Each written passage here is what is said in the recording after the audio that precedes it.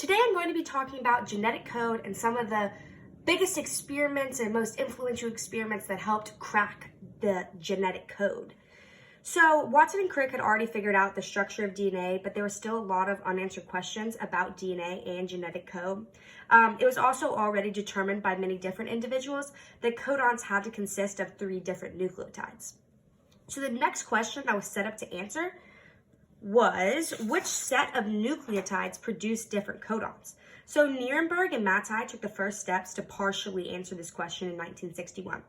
They created homopolymers to use in their testing, which were basically RNA molecules that only contain one nucleotide. So then by isolating this nucleotide, they could determine which amino acid they could code for. So they started by creating poly-U RNA. So they then prepared 20 different tubes of E. coli bacteria with everything needed for protein synthesis except for the RNA. And each tube contained a different amino acid. So for each experiment, one of the tubes was radioactively tagged or hot, while the rest were kept cold. This allowed for Nirenberg and Mattei to observe the reaction closely. So when they added the poly-U RNA to the 20 different test tubes, the radioactive test tube was the phenylalanine. This experiment showed that when you use a homopolymer, you basically force the protein chain to be made of only one amino acid. The same experiment was repeated for poly-A and poly-C, and they found that they coded for lysine and proline, respectively.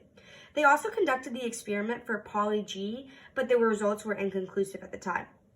So this was huge at the time, and it was incredible that they had figured out how to do this, but there was still one problem.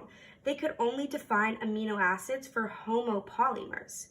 So this is when Nirenberg and a new colleague named Philip Letter conducted a new set of experiments in 1964 to essentially determine the amino acids for copolymers, or codons that are made up of different sets of nucleotides.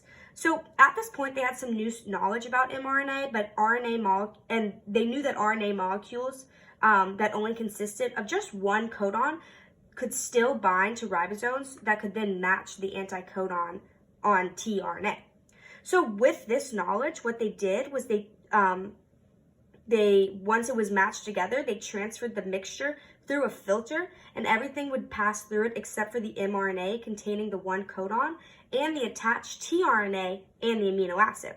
So through this method, they were able to create 50 different combinations of 3 nucleotides and determine the amino acids that the different codons coded for. From their work, they found that the amino acid answers for over 50 different codon combinations.